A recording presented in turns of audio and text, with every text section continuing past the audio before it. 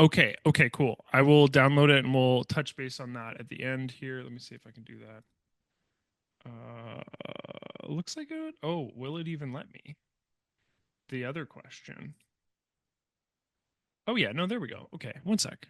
We'll just fire this in a folder here and see if we can look at it. The main thing that I would consider for this would be a white balance adjustment. Marty says, I'd love to a future webinar on optimum configuration for high-end workstation for photo video editing. Oh my goodness. Yeah, that's something we desperately need. And Rodrigo would be the one to ask for that. I could pass that critique on to him actually, or suggestion on to him.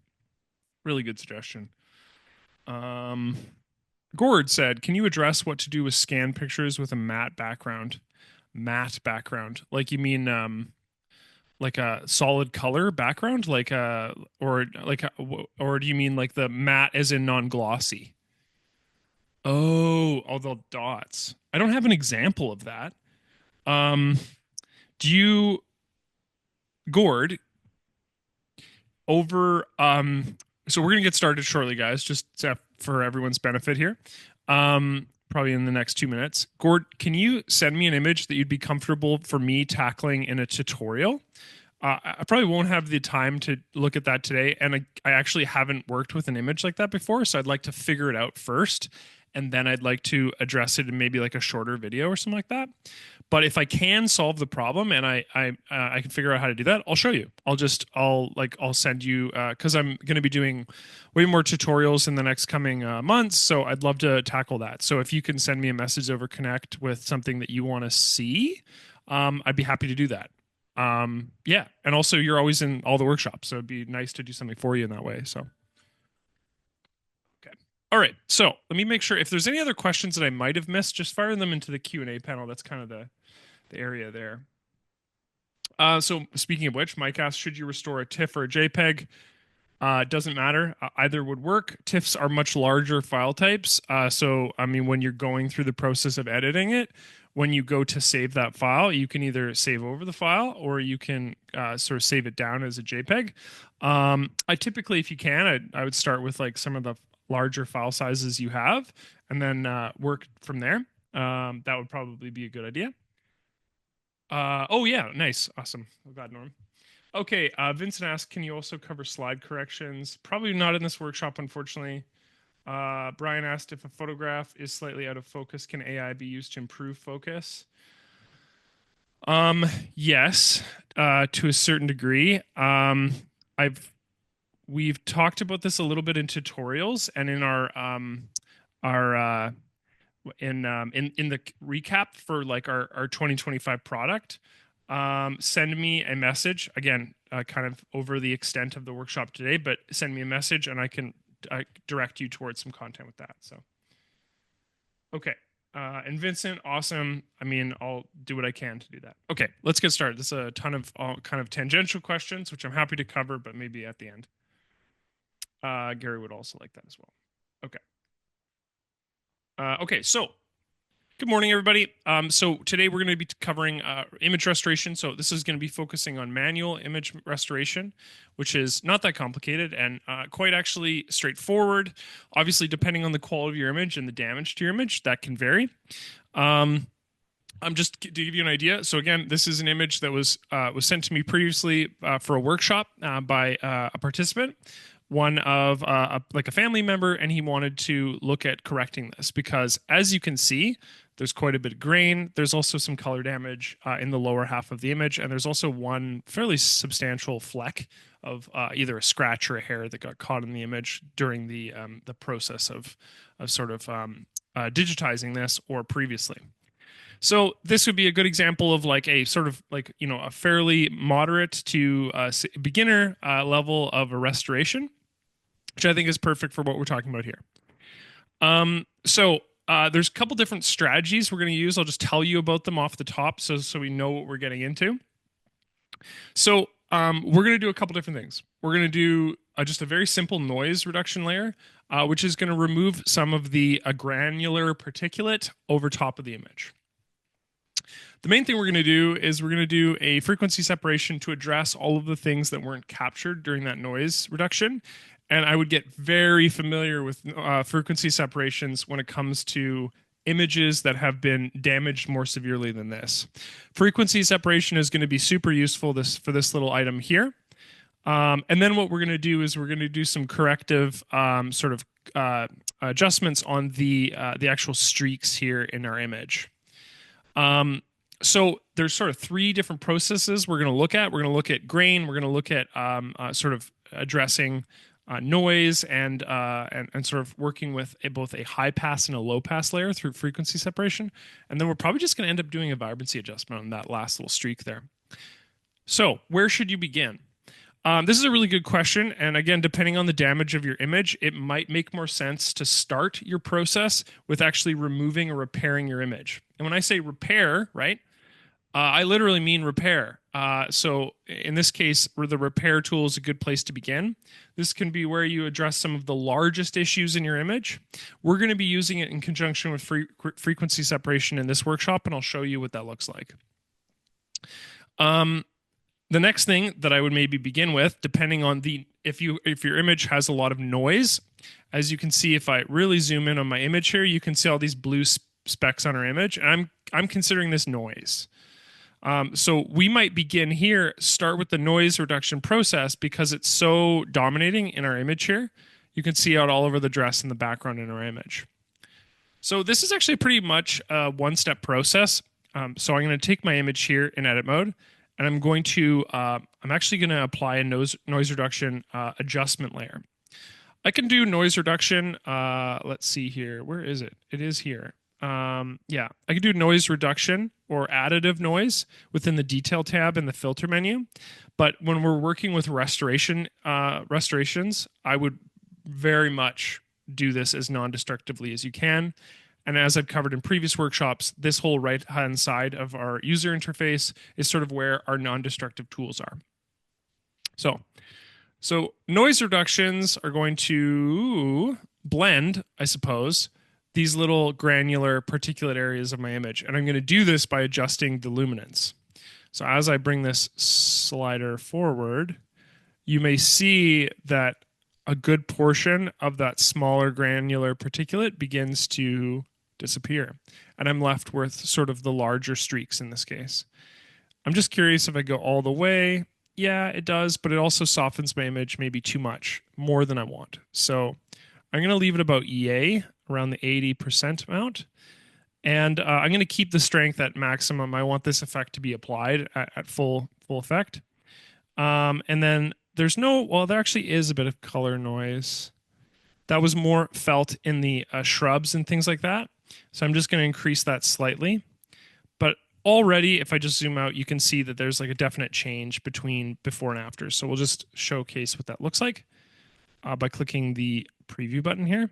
So huge change already. And it's also doing a lot of the work for us. Now, noise reduction works in such a way that it applies a noise reduction effect, like this luminance effect, but it also tries to maintain a lot of the sort of natural changes between high brightness and low brightness, so the areas where contrast occurs on your image. So we're not losing a lot of contrast when we apply this luminance adjustment. It's marginal. I mean, obviously a full effect would soften the image too much, but even that's a good beginning. So we're going to start with this process and move forward. We might end up moving this noise reduction further above our image when we actually go to do like the frequency separation adjustments. We might end up moving this depending on what looks best, but that's a good place to begin. So the other thing that maybe we can address right now before we look at the actual frequency separation would be to do something like a vibrancy adjustment on these streaks here. And what I mean by that is if I apply a vibrancy adjustment, obviously if I was to reduce the vibrance in my image, right, it turns it almost black and white or grayscale in this case.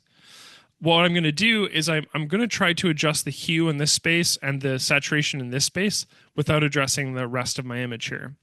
So the way I'm going to do that is by making this mask sort of selective, and I'm going to select only those streaks. So this is a vibrancy adjustment. And as you can see, if I crank the vibrance on it, it's applying to the whole image. That's because my mask is universal right at this moment. Essentially, the mask is turned on for the whole image. So that means that the vibrancy is applied to the whole image. Masks are binary. They're either black or white, basically. So if I turn this off, right, if I turn it to black, that actually makes the effect, disappear for the time being. So I can do this thing where I can invert a mask, right, to have an effect applied or not applied. In this case, because the issue is only isolated to these streaks here, right? One of the things I can do is I can apply a white brushstroke to our mask, and by doing that, I've isolated just this area, and I'll show you what that looks like. So if I zoom in big time, I have my mask here. That's what I'm working off of, because really what I'm doing is I'm not addressing or painting on the image itself. I'm actually painting on a vibrancy effect. So what I'll do is I'll make sure that my brush is selected. I'll probably increase the feathering on this. And I'm just going to highlight those parts of my image here where that streak appears. And what we're going to try to do is we're going to take this, that might even be too strong, but we'll see what happens. I might take this and I might actually move it in the opposite direction. And let's see here. Desaturated is fine. And I don't want to change the hue too much. The hue is actually fine. I might just reduce the vibrance on that. Let's see. I'll try to reduce it even more. I might go through and reduce it just slightly, and then we'll look at seeing what we can do when we blur this in the frequency separation. But this is quite bright here, yeah.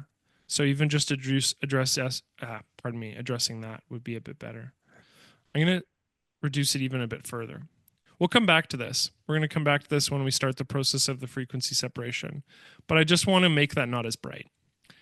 Okay, so really what I've done here is I've just added a noise reduction effect, and then I've added a vibrancy adjustment that we're going to come back to, which softens what I've seen here. So I have a couple glaring issues with my image. I have, for once, a lot of noise that this wasn't able to remove. The noise reduction process wasn't able to remove. And this is something that we should do using frequency separation. We also have this big, long grain here, which we'll have to address as well. Okay, so let's talk about what a frequency separation is. Oh, oops, what happened there? Oh, odd. Okay. That seems like a bug. Let's see if I can get that to go away. Ooh, that's really unusual. Okay, I might. That's better. Whoa, that's weird. Okay, I'm going to make a duplication of this. Very odd. And we'll use the topmost duplication. So we're going to call this our frequency separation layer. And we'll deal with this. So, okay, what is a frequency separation? So frequency separation takes our image here. Yeah, it's a zoom bug for sure. Thanks, Jerry. Moving on, a frequency separation layer is a layer that aims to do to separate the essentially the granular part of our image. And what I mean by this is this space between like high and low brightnesses. And then it takes like broadly what I'm going to refer to as hue in the other layer, and it kind of delineates them into two separate layers. Let's show you what that looks like. So I'll take this layer, I'm going to right click on it, and I'm going to go to frequency separation. So this is really the only location where frequency separation is. It's kind of buried. It's a really useful tool. So remember this. This is a really substantially useful tool for things like blemishes on faces, or addressing like what we're doing here when we're doing like a corrective change to an older image. It's very good at sort of taking the texture of our image and separating it for the color of our image. So I'm going to click on that. When I do that, you're going to see my image here, and you can see on the left-hand panel there's this high frequency toggle, and there's a low frequency toggle. And that's actually what we're going to be separating our image into. So this low frequency, as you might see, kind of loses a lot of texture. And what it does is it gains, or rather it splits this layer into a layer that contains broadly a pretty blurry color sample of our image. Whereas vice versa, our high frequency separation layer here, you can see contains the areas of my image where there's this really bright, sharp contrast changes around the hands, a lot of the plant in the background, which are the subject of a lot of light, their faces, things where there's bright and dark, right? What I want to do with this layer is I essentially want to increase this blur until I start to see color poke through. And what this does is it's going to, maybe even pull that back slightly. I think right there is the good spot, which is about 18. That might have even been what it's set to as default, which is often what I end up using for this. But what I want to do is, if I can, I want to adjust this blur radius so that the high frequency layer, in this case, the layer with the texture that I'm looking at right now, I just want to increase this as much as I can until I start to see color poke through on my image. That's where I want to pull it back slightly and stop there, because the intention here is to split this image into a color layer and then essentially a texture grain layer that I'm referring to. So when I do that, that's kind of the best result I'm getting. As soon as I start to increase this blur radius too much, you can see a color pull through. I'm already starting to see some warmer tones pull through. I'm seeing some greens in the shrub here, and notably I can actually see the blue on her ring as well as the color of her jewelry. So that would be too far. That's not what we want. We want to keep those things separate. So I said 18. Let's stick with 18. We'll go done. When I do that, the layer is separated, as the name would suggest, into two layers, right? So I have my, actually, if I isolate them, you could see that they're here. There's an HF and an LF, which refers to high frequency, low frequency, or a high pass layer, and a low pass layer. You might hear them referred to as that. So I have my high pass layer or my high frequency layer, and then I have my low pass layer and my low frequency layer. Note that my high pass layer has a blend that's been applied to it. The blend is linear light. So if I was to take that blend mode off, it would have either a different effect or it would go back to being sort of a default or normal blend mode. So when I'm looking at this layer in particular, you can see that when I really zoom in, pardon me, on my subject, I can see all the grain in the background here on my effect. You can also see that noise reduction has been applied over top of my layer here. For the time being, I might actually leave this noise reduction off just because it's disrupting what I can see in the image. So we'll come back to that. And then we can turn the vibrance off as well. We're just working with the low pass, high pass layer right now. So what I want to do with these layers is two things. Basically, I have this opportunity to repair or blur on these layers. Now, typically what I want to do is I want to blur the low pass layer, and I want to address or repair the high pass layer. And why would that be? Well, in the high pass layer, you can see that this is broadly where the texture is in my image, and so these flecks that you see are like larger, like disruptive elements to your image that kind of resemble blemishes and that sort of thing. They're going to be super visible on this layer. Provided they aren't like an ink stain or something like that, that's going to be a little bit softer. That might fall under more of a low pass issue. And then you can see all these little flecks right here, right? Which we want to go through the process of addressing. And we're going to do that by essentially using a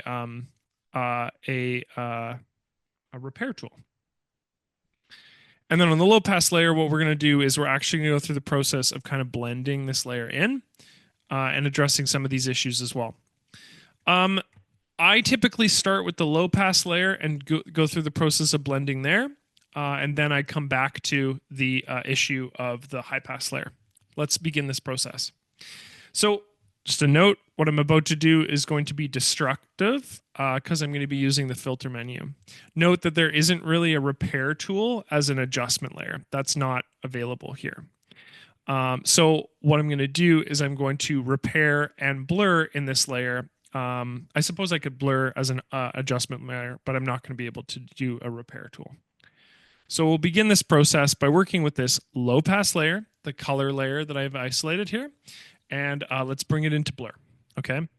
So we're going to take that, we're going to bring it into blur, and we're going to make sure to select the brush tool. The brush tool is going to be the tool that's going to allow us to brush selectively, essentially to remove these imperfections one by one. And what I'm going to do here is I'm really just using a Gaussian blur, so a pretty standard blur function.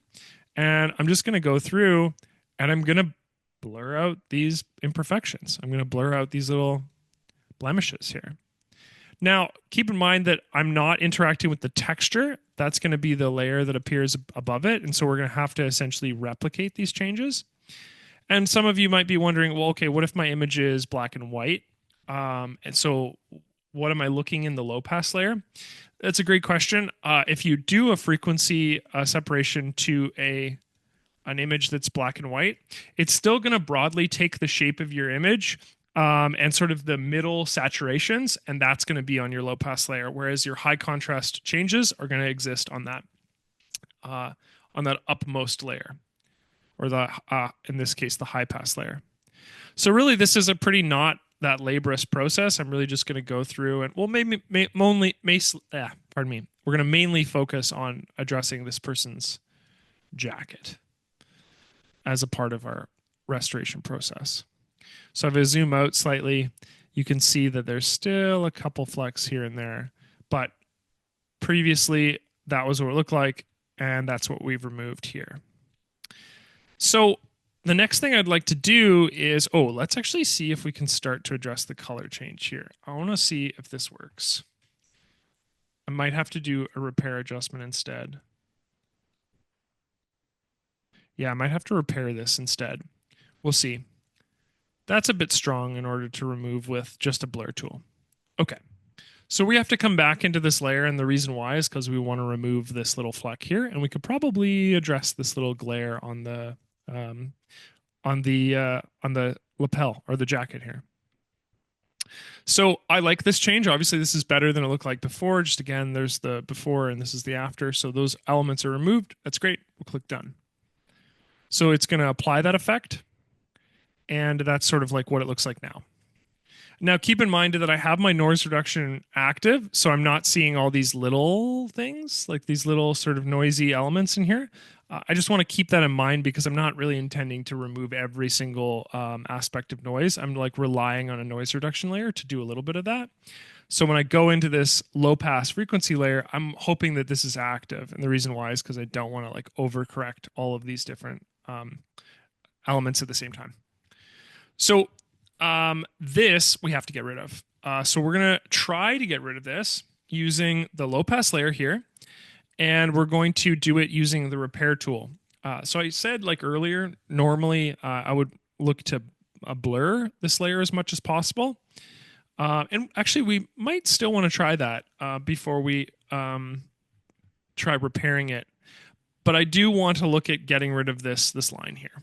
So we're going to try one of two things. We're going to either try to blur it out, which I don't think is going to fully address the issue, but let's give it a try before we commit to repairing it on this layer. So once again, I'll just go into this. Oh no, that's doing a pretty good job. That's good. So I'll just go in and I'll kind of take that out right here. And it doesn't have to be perfect. And the reason why is because there's still a whole nother layer that's going to go over top of this that contains that texture. So is that too much of a line? We might need to take it out using the repair tool. That's almost too visible for my liking. I'm going to try in the repair tool instead, although that did work technically. I'm going to take this layer.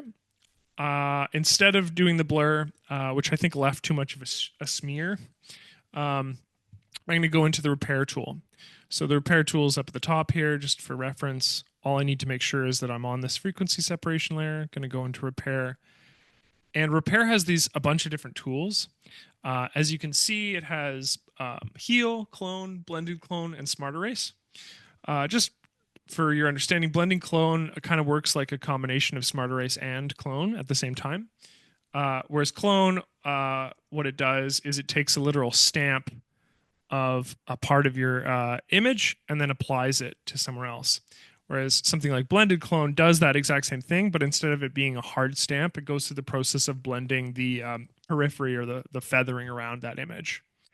Smart erase, on the other hand, is just a sort of it's an algorithm that tries to look around the pixels that you suggest to make suggestions to how it could be filled.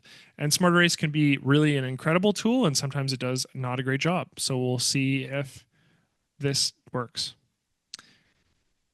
Worked really well. This almost looks like it's a part of a watch or something like that. We'll just touch it and see if it, yeah, I might just instead just do a really quick blended clone. There you go. No streak. Way better. Way better.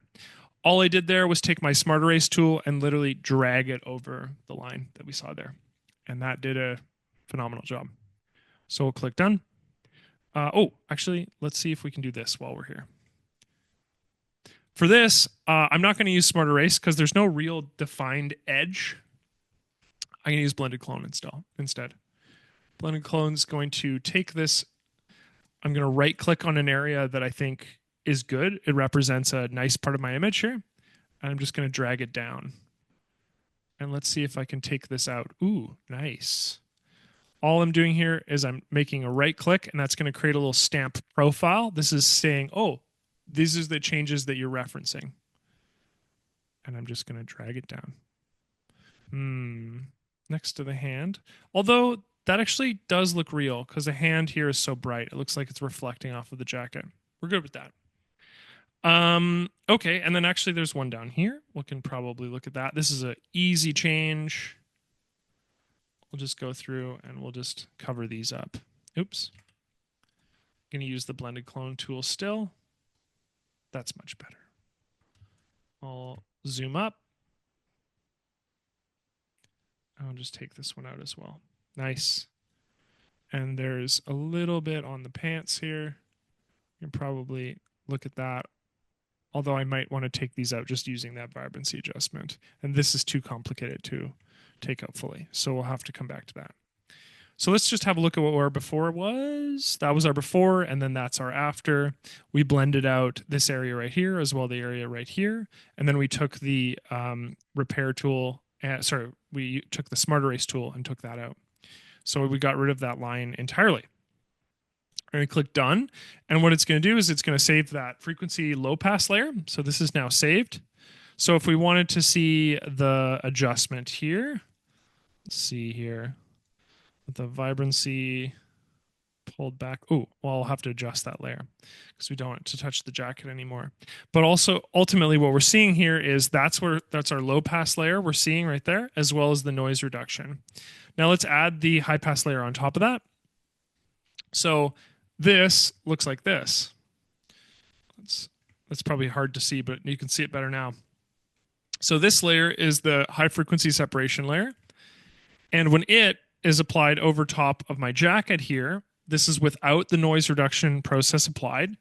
You can see that already this is looking so much better. You can see the little tiny flecks, but those larger flecks are gone, with the exception of some areas that need to be addressed, like right here. And we still need to take out this little line that appears on the portion of the hand here.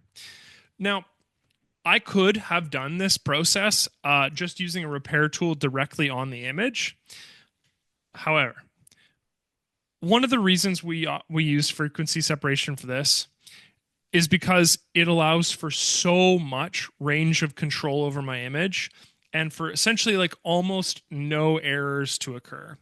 There is still times when I'm using the repair tool and I'm using something like Smart Erase, and the combination of the color involved as well as the texture, when I go to apply an effect like that, it's too much and it's just going to give a bad product. And so what we really want to do is we want to take our image and we kind of want to make it as we want to make it or focus on changing as small an element as possible to improve the final product of our image. And so we use something like frequency separation in this way to basically make this process as non-destructive, I guess, as possible, and to make it as easy for us, the user, as possible, without any issue of having to go over and over and over and over again to try to get the right blend or the right repair adjustment or the right, smart erase or something like that. So let's go into this high pass layer. And earlier I said that the high pass layer is the one that we're going to be doing predominantly doing our repairing on. I don't really do a lot of blending on a high pass layer. I do primarily repair tool adjustments when I'm in this, and you'll see why. So same thing, we're going to look at this, and there's really some major elements here. And now keep in mind that all these smaller little guys are going to be gone. That's what our noise reduction layer is there for. But we're going to take this and we're just going to start the process of slowly blending out these larger elements, right? And addressing anything that comes up, like this guy right here, that we want to take out. I'm going to do the same thing I did before. I'm going to use the Smart Erase tool. I'm just going to drag it along the periphery of our...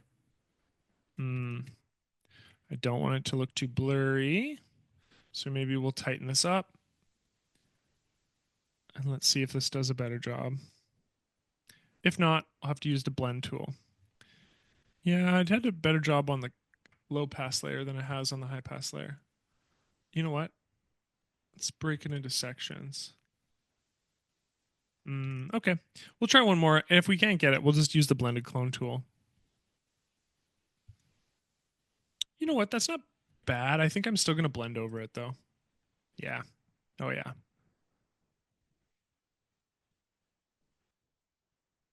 So all I'm doing there is I'm using a combination of the two tools to get a result that I like. And then this we have to address as well. And this, I think I'm just going to straight up apply a blend right there. And maybe we'll have see if this works on this little line here. If it doesn't, we'll blend as well. A lot of this is trial and error too. Like a lot of this is just figuring out what tool works best for which problem. And that's fine. Oops. Yeah, nice. So let's have a look with the noise reduction applied and see if there's anything that we're missing from that layer, because it's hard to obviously see each and every little element that we want to remove. But that's already really good. So I'm going to click done. And let's just apply the noise reduction layer and see if there's any noise we missed, which there is, which is really good that we did that. And we'll go back into the high frequency layer here, and we'll just address some of these flecks that were not captured during the noise reduction process. So I'm just going to go through, right click on areas that are good elements of my image here, and then I'll left click on the areas that I want to cover up. This isn't that laborious of a process. This just takes a couple minutes.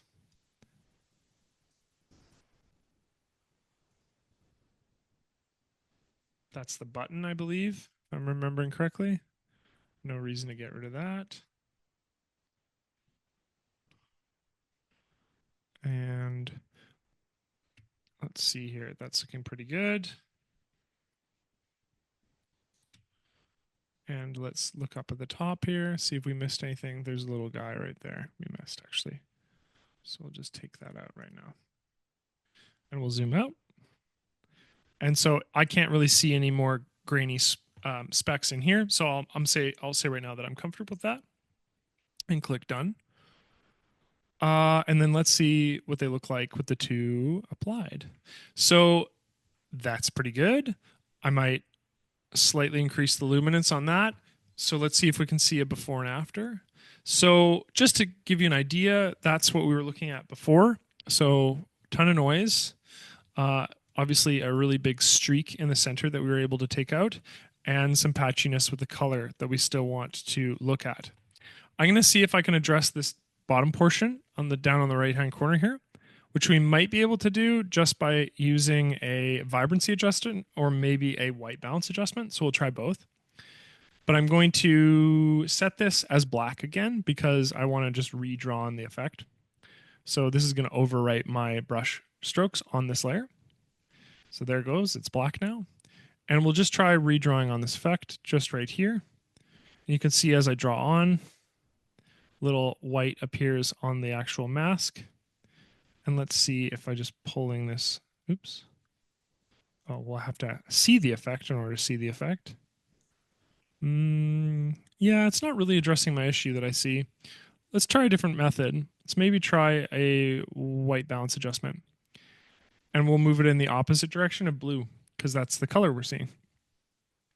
So I'll set this, once again, I'll set the mask as black. And then I'll draw on the effect, which in this case is going to be, I guess, a temperature adjustment. Oh my God, that's maybe too strong. Let's see. This is a hard one to remove.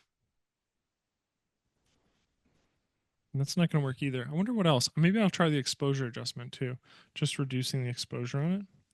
Let's try some things. Once again. Okay. See, and then I'm just slightest exposure adjustment. Makes it too dark, but it's not removing the contrast. I feel like I'm highlighting it more than I'm removing it here. Let me think.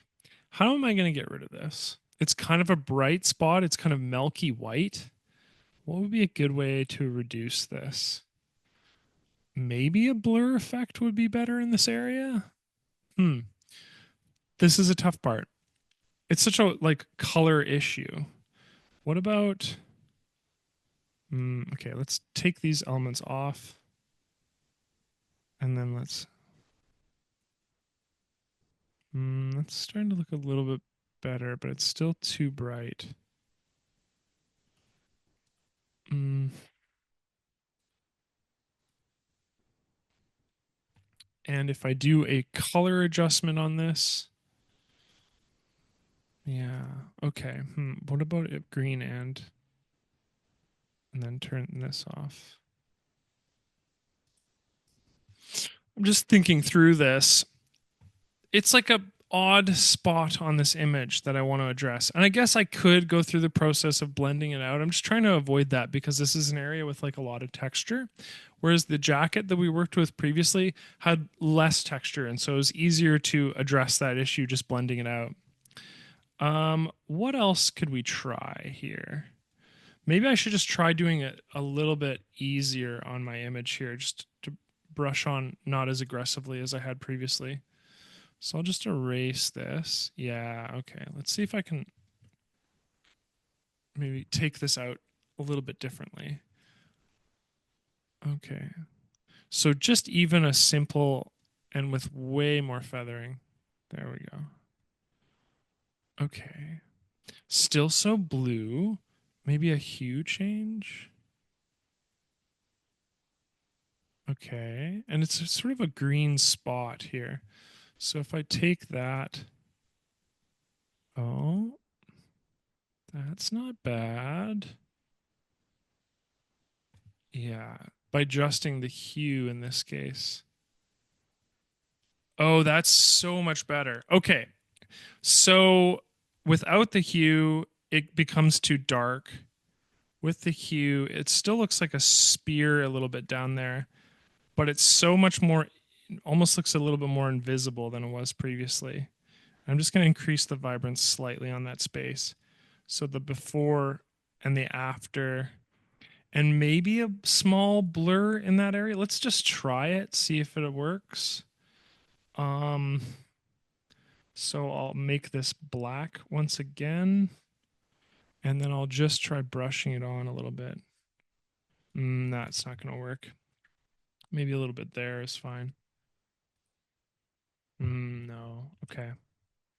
So there's always going to be spots in your image, especially in older images too, that are going to be hard, are going to be a challenge to deal with. But I think I'm going to take a pause on that because I'm now like getting into the space where I'm just wanting to remove that so badly that it's not really. Let's look at some Q&A questions. Can you sorry, so Thomas, can you do newspaper images or are they a lost cause? Again, there's no real lost cause when it comes to these images. I think it really just depends on the quality of file. Um, and like to the extent that they are damaged. So like this obviously was a sort of introductory image here. It had like minimal damage to it. There was some flex in it. You know, there might be newspaper images that are like really good quality, and scanning such an image might obviously not, there might not be as many issues with it.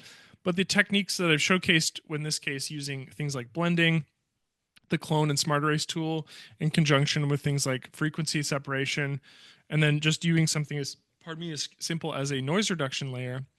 um, Noise reduction might already deal with a lot of the images in something like a newspaper article, where there's going to be like that particular grain that appears on the newsprint.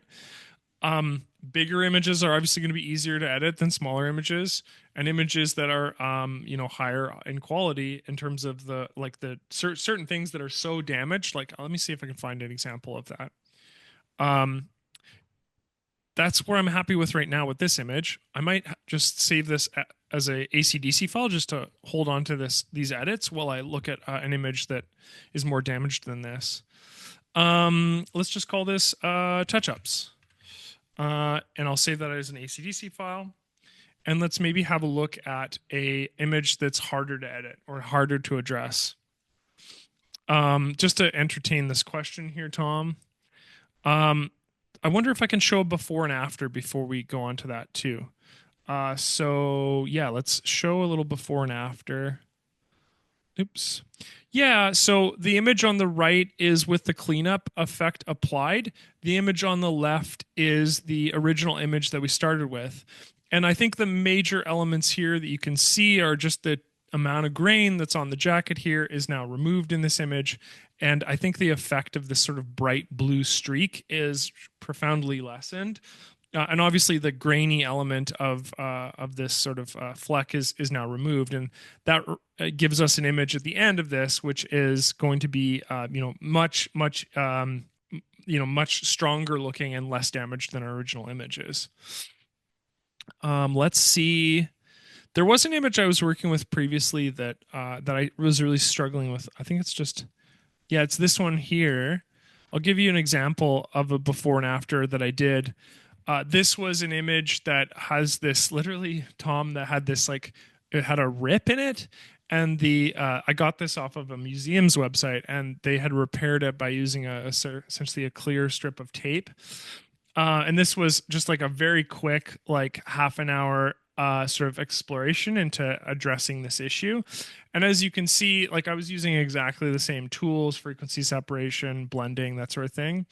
And there's certain elements that, if you can see here, Tom, that were really challenging to edit. For example, it's really hard to blend over patterns that aren't patterns in this case that are lined, because you're using reference material. So this was harder to address, and things like smart erase are going to have a harder time with like patterns that appear like that. But areas that are smoother, you're going to have much an easier time editing. But you can see that I had a much easier time editing next to the water here than I did editing near the cap along the line here.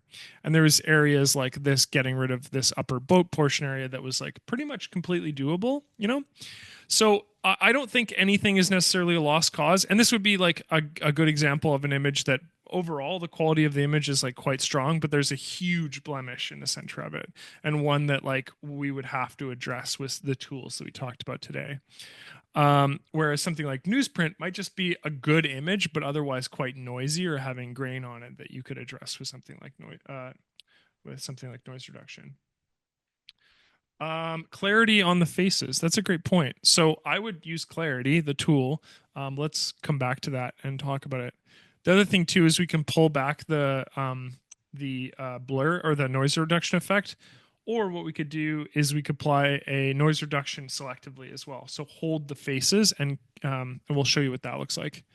Let's see here. Where was I? I was in, I think, the black and white folder. Yeah. And then it was in the touch-ups. So we could address this two ways, Mike. I think the way that makes the most sense is taking this noise reduction layer that you're talking about.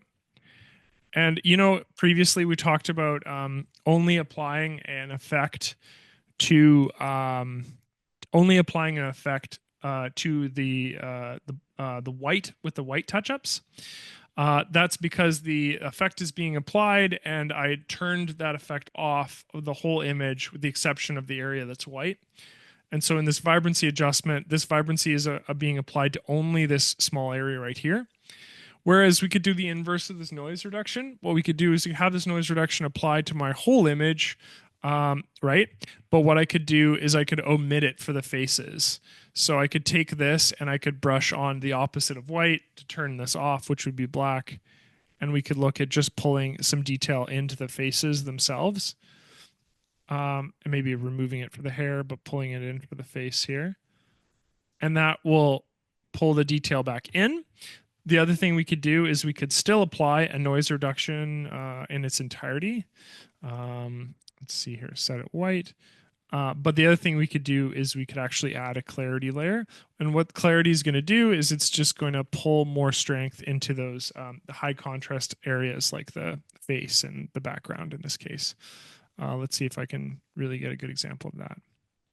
So yeah, so that's obviously much clearer previously, but it's after the effect of the noise reduction.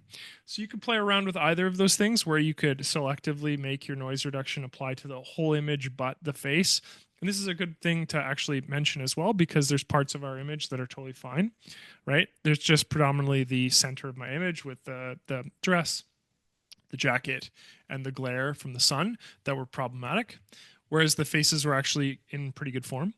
So if I just apply a clarity adjustment here, you can see that the effect pulls a lot of the values into the contrast around the face. You can see it predominantly in this man's glasses here, and that holds on to those values. Sharpen and clarity. Clarity, that's a good question. Sharpen is, where is our sharpen adjustment here? This is it right here. Clarity is like working more with contrast, like I described. If we were to sharpen my image here, I think one of the effects that happen with sharpen is that it can sometimes get kind of noisy. Now we've already applied a noise reduction here, so let's see if I can get this effect. The actual difference between the two, I'm not sure of. We'll have to have a quick look here. Let's see.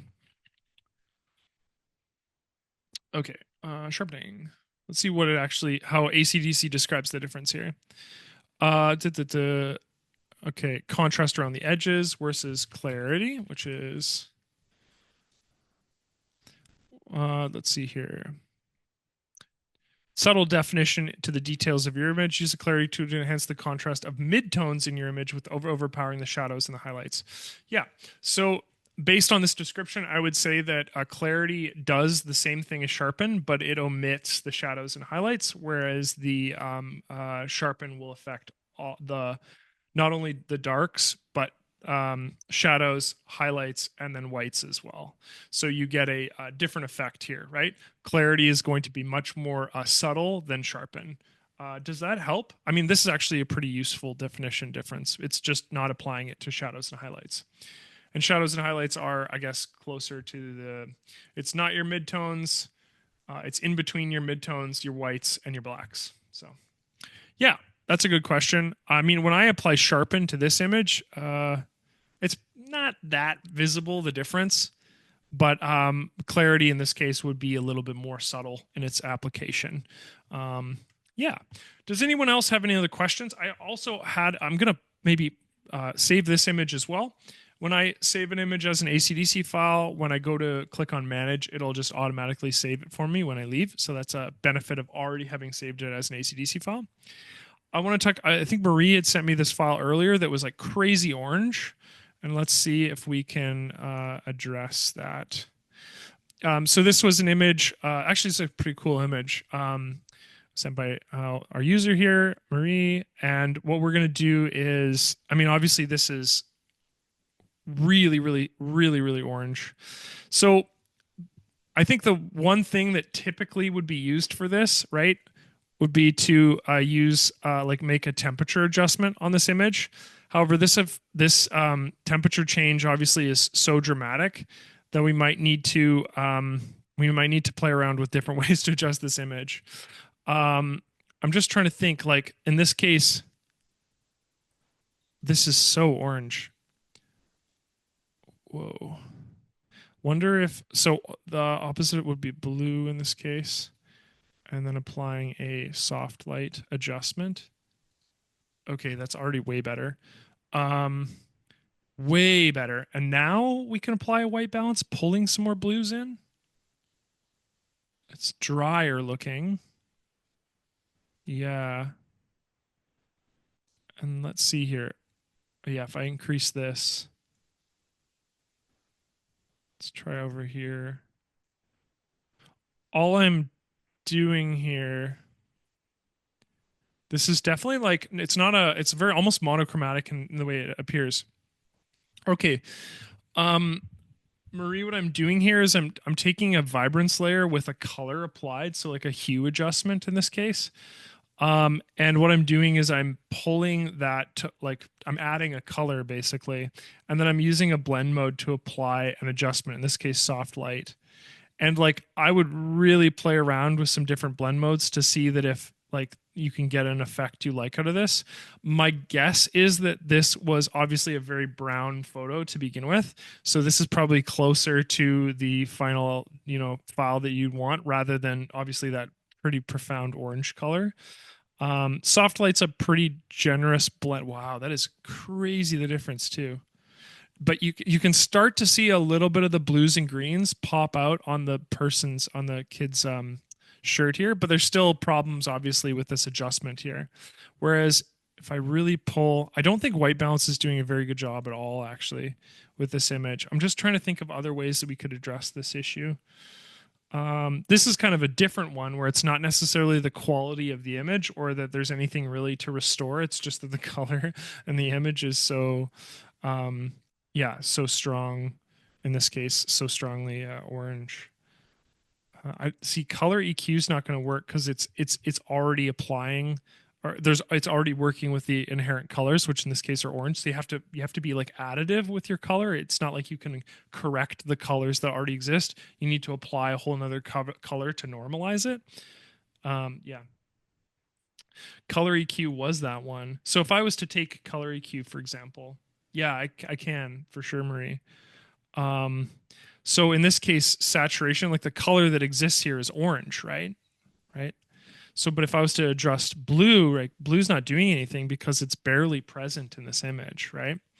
The one color that's present in this image is that orange.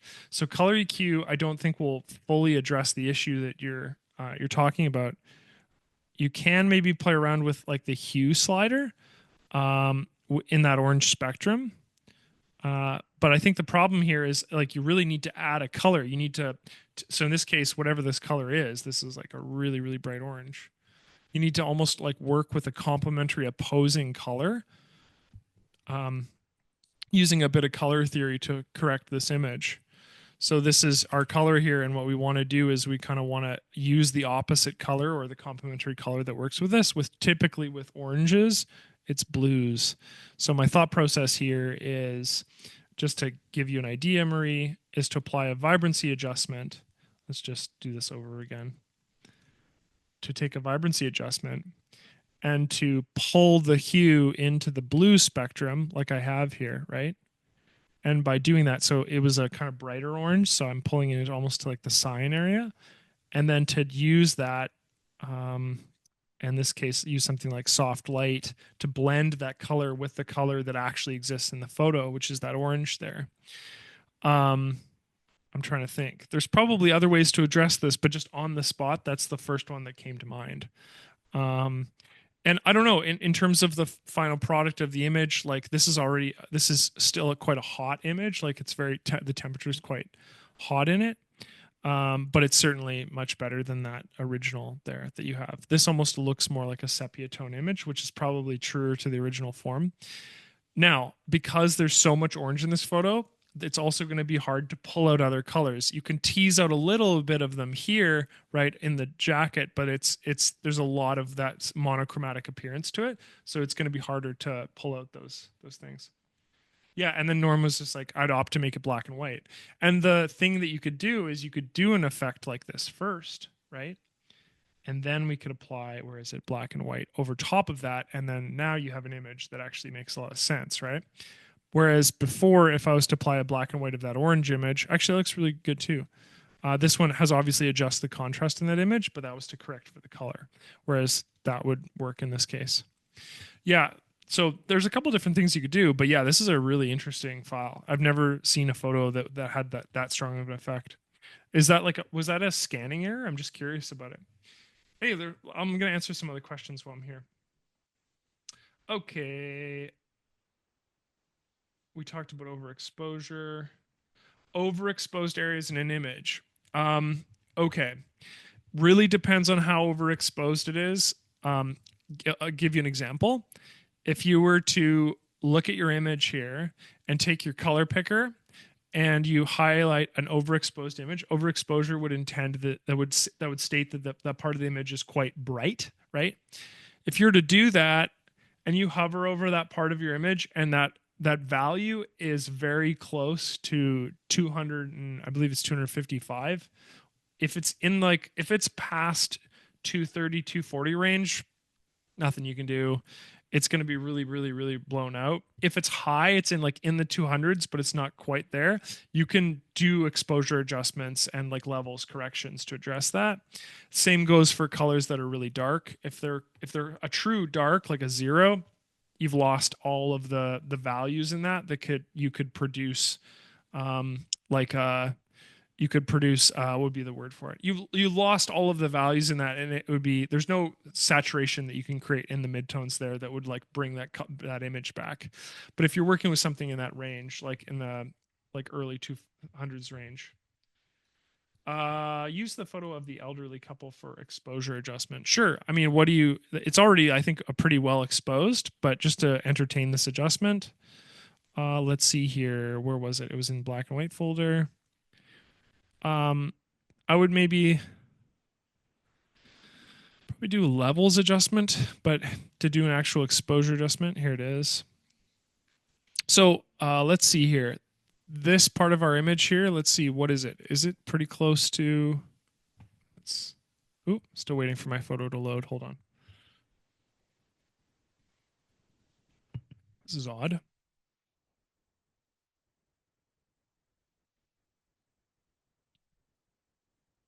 Okay. I think it's struggling here. I might reopen this. One sec. Yeah, if you have several orange photos like that, you can batch out. Yeah, like try the I'm gonna just reopen ACDSee here. It's struggling. You can batch out them that with that change that I've described, or you could like do what Norm had suggested, and you can make those images black and white. Okay, what's going on here? Okay, let's see if I can. Oh, we did it, folks. We got there. I'm going to. Okay, I'm going to close this, and we'll try to open this again. Sorry, that's my computer's struggling with this right now. Looks like it still is. Oof. Okay. Some other questions here. Let me see. Her arm, yeah, her arm is pretty overexposed. Um, what is going on? Sorry, guys. My apologies. What is the URL on the of the ACDC site you went to read on? Oh, it's the help section. I'm still waiting for my ACDC to load here. It's struggling. Looks like it just got there. Okay. But if you go to the help panel here and you go to help contents is going to bring up this basically a compendium of all this knowledge related to ACDC. This is sort of essentially the user guide. And then I just often use the search tab to bring up things. So stuff like clarity could be something you could search here. And then there'll be a bunch of different things that relate to that. But generally, the first one is the one you want. Okay. Uh, I'm sorry. I might restart my ACDC. This is quite slow for some reason. Oh, it seems to be like, oh no. Yeah, no, it is. Yeah, I don't know what's going on here. Anyway, let's just try to address this issue. So you're talking about exposure. I'm going to take the eyedropper tool and we're just going to hover over this and we're going to see to the degree, yeah. So this is like pretty close to overexposed in this case, right? It's 245. That's about 10 away from the maximum value. So if you wanted to address exposure in something like the hand here, um, you could add your own exposure levels adjustment, right? In this case, we could just add an exposure adjustment. And what we could do is if we just wanted to address it in something like the hand, I'll make this mask black and I will use the brush tool with a higher feathering. That's really key. I'm just going to see what it looks like brushed on here. And we'll just play around with this value. So exposure is, yeah, it's so close to 255 that I think it's going to struggle with this, but let's see. And I would maybe reduce the blending of it. Ooh, let's see. We'll reduce the feathering. Levels might see a better adjustment here. Or I could pull the exposure down on the whole image just slightly. And that's the same here. Let's see. I'm just going to double check this as well. Oops. No. Yeah, 230. So this is not as dark as that, but still very close. Yeah, this is really, really, really bright. This would be one where this is like quite bright. And like to adjust this using something like exposure is going to it's I'm going to struggle with this area just because these values are so close to 255. They're entering that territory of like pretty blown out. And in the composition, like it overall it works, but I think if I was to adjust, I would want to maybe like pull down. I'm sorry, my ACDC is running so slowly right now for some reason. But I'd want to like do a combination of pulling down the exposure in my image and also addressing the contrast, and then maybe pulling up like a levels adjustment afterwards, or a curves adjustment maybe afterwards, to just pull a little bit more of that contrast in. But in this case, like as you can see, as I pull that contrast further down, it like flattens it, and we're starting to like lower those values. But if I just reduce the exposure, right, like flatly reduce the exposure, it's going to reduce the exposure in my whole image here, and it's going to make it overall too dark. So I think like just a mixture of subtle decrease on contrast and exposure. This is a tough one though. I think it's overall too bright to maybe like make meaningful adjustments to this. Not sure if that really addressed the question there, but there is certain things where, again, I'm just going to try to repeat this, and I'm sorry that it's definitely an internet issue. I think like when it comes to your image, anything that is like quite dark and quite bright. So like we're talking 240 range to like maybe like that 10 range. Yeah, that's like a whole other set of adjustments on top of just adjusting an image that it has like is older and has like things that need to be repaired in it. I mean, again, largely the focus of this workshop is looking at addressing some of those issues, but images that are blown out or that are underdeveloped, in that they're too dark or they're overdeveloped and they're too bright, that's a whole other challenge to address, and perhaps past the scope of this workshop to address here. But just note that like there's certain things that you can address, but certain exposures, especially exposures that are in the realm of like 250, are going to be really challenging to address, and the same is going to be the case for values that are really close to black. You've just lost too much information, right? Like if you have more of those midtones, those values that are a little bit less desaturated, there's more you can do with them. There's more range that you can play with them, right? Because they're more in the middle of that spectrum, and therefore they can be made brighter, or they can be made darker. They can be made more saturated or less saturated. But when you're working with a color that's like essentially a tone, there's no room for play. Not sure if I'm really answering that question. Yeah.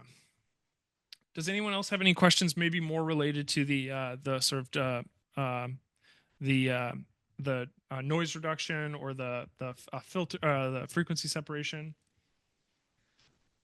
Thank you, Marie. You're welcome. Thank you, Brian. I'm glad I was helpful. Thank you, Maria. Thank you, Mike. I'm so glad. Thank you, Alan. Thanks, Jim. Brightness selection work.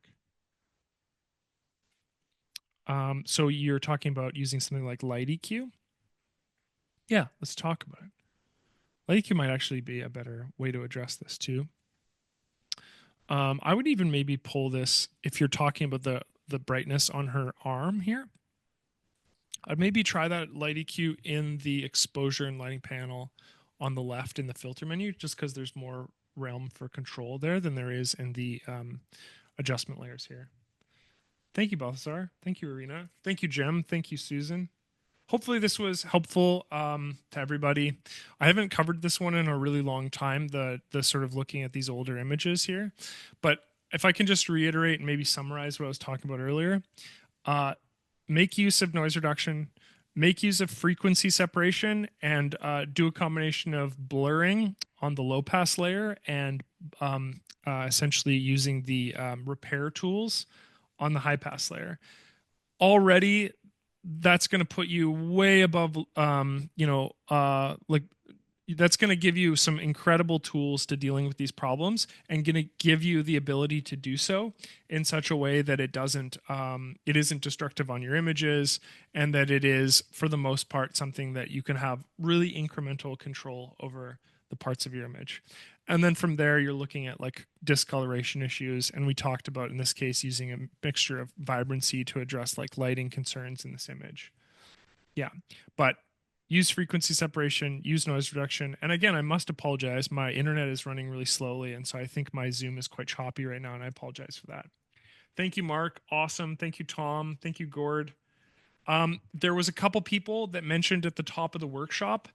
Um, they mentioned that they had some subjects for me for either workshops or for tutorials. Can you please send me a message over Connect?